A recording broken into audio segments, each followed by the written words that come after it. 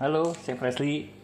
Sampai jumpa lagi di serial edukasi untuk mahasiswa dalam mata kuliah Kalkulus 3. Dan dalam pembahasan ini adalah persamaan diferensial biasa orde 1. Nah, sebelumnya kita sudah membahas ada 3 macam, yaitu memisahkan variabel atau variabel bisa dipisahkan.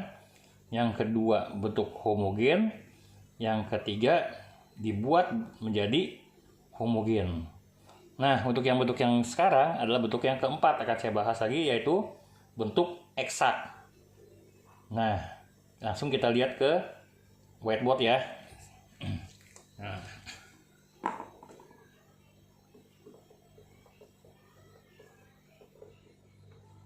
persamaan diferensial biasa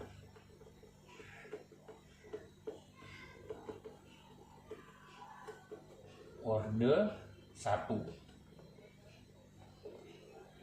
Nah, yang keempat adalah bentuk eksak.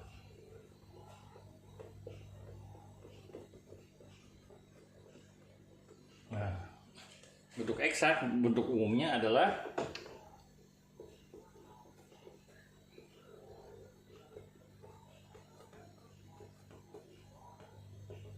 ini adalah turunan parsial dari X 2F 2X dx ditambah dengan 2F 2Y dy atau turunan parsial dari Y, nah sama dengan 0. Ini adalah bentuk umumnya. Tapi kadang di 2F 2X itu kita umpamakan sebagai M. Dan untuk 2F 2Y nya kita umpamakan sebagai N. Maka bentuk umumnya kadang-kadang ditulisnya M dx ditambah N dy sama dengan 0. Nah, untuk cek dulu, cek apakah ini bentuk eksak.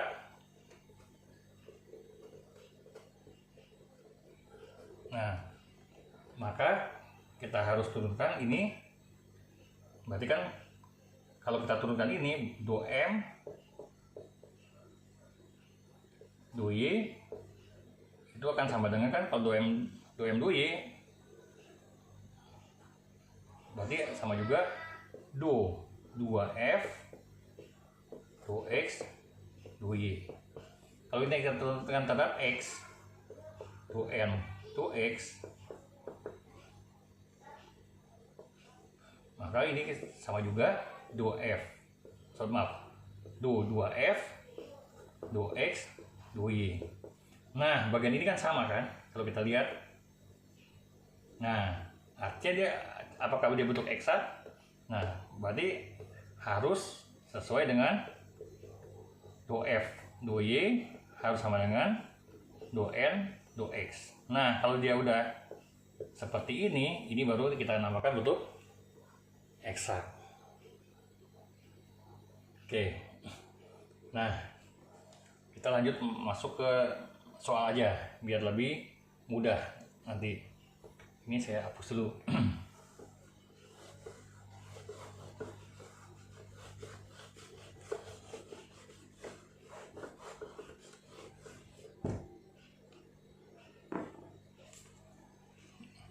Nah, kita masuk ke contoh soal ya.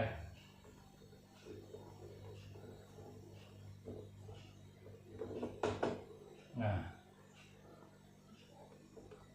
soalnya misalnya X kuadrat Y dx ditambah dengan X plus Y kuadrat dy sama dengan 0. Nah, kalau kita lihat ini variabel ini tidak bisa dipisahkan.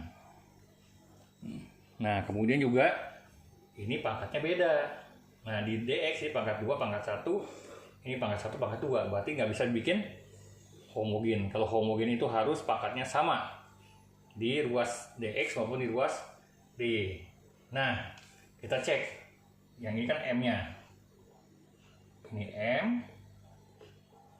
ini N-nya. Kita lihat 2M terhadap 2Y. Ini berarti konstanta, diturunin pasti 0. Ini kita turunkan jadi 1. Kemudian 2M, 2X. Nah, ini kita turunkan jadi 1. Nah, kan ini konstanta, anggapnya konstanta ya. Konstanta kalau diturunkan terhadap X, karena di Y, berarti 0. Nah, kita lihat di sini adalah 2M, 2Y sama dengan 2M, 2X. Nah, sekarang kita cari adalah fungsi F-nya. Ini ada 2 cara. Kita mau pakai yang mana? Kalau kita pakai yang M, jadi kan ini asli kan adalah 2F, 2X. Nah, jadi berarti kita bisa dapat ini adalah M dx. Berarti adalah fungsi Y, kita nggak tahu. Kita anggapnya KY. Nah,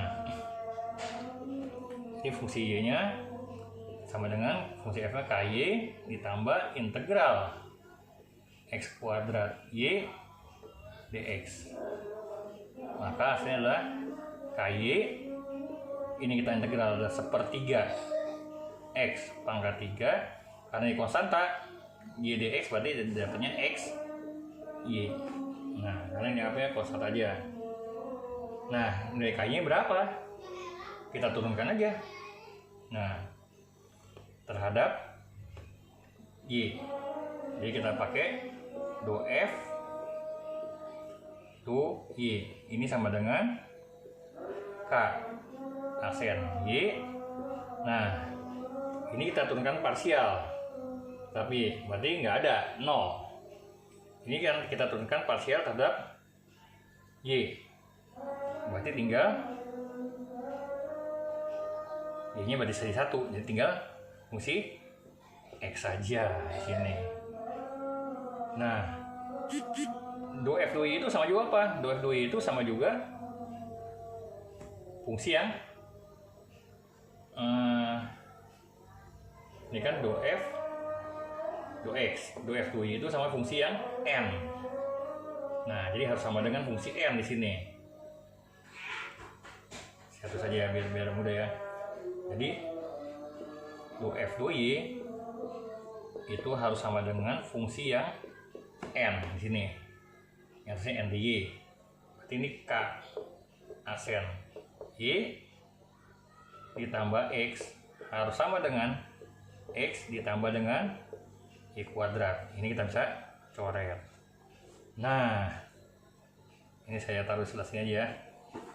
Kemudian kalau kita mau cari KY-nya, berarti fungsi yang sebelah kanan kita tinggal integral Y kuadrat dy. Maka fungsi KY-nya sama dengan 1/3 Y pangkat 3. Nah, dari sini kita dapat adalah fungsi semuanya. Kita dapat fungsi X-nya.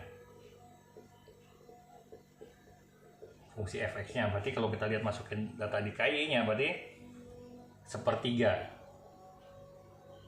X pangkat 3 ditambah 1/3 Y kuadrat ditambah XY. Nah, di sini kita namai C aja, konstanta. Jadi 1/3 X pangkat 3 ditambah dengan 1/3 Y kuadrat ditambah dengan XY sama dengan C. Nah, seperti ini. Terus bisa nggak saya kasih yang cara lain? Saya nggak mau MDX, saya mau pakai yang NDY yang sebelah sini. Yang ini kan hasil dari 2F 2Y. Bisa, hasilnya sama. Kita lihat.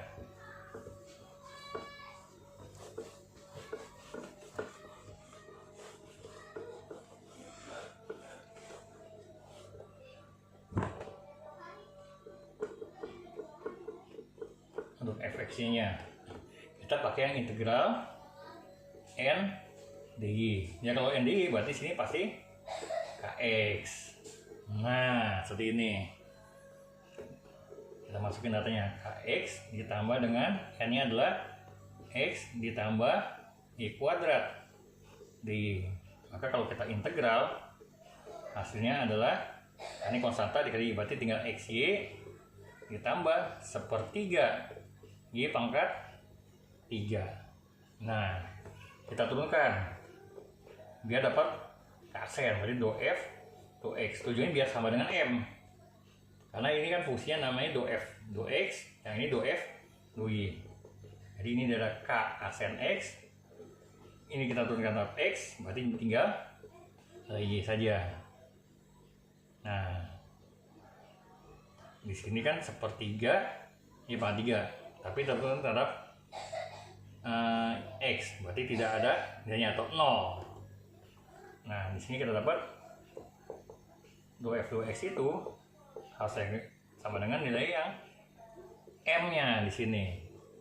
Nah, berarti k aksen x ditambah y harus sama dengan fungsi yang m-nya, x kuadrat ditambah dengan y. Ini kita bisa coret.